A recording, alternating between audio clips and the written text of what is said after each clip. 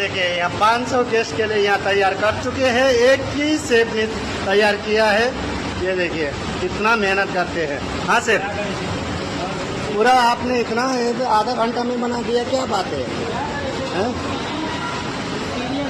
Experience हुआ, मानना पड़ेगा। मैं तो आपको मानता हूँ ज़्यादा, बाबा जाने के बाद आपको ही मानता हूँ ज़्यादा। यहाँ चिकन बनेगा, यहाँ अंडा करी।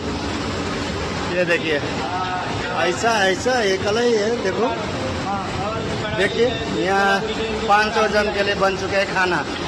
यहाँ बनाया है आरिफ शेफ ने, आधा घंटा में बना दिया एक ही जन। देखिए चिकन हंडिया है। यहाँ देखिए दाल बन रहे मस्त।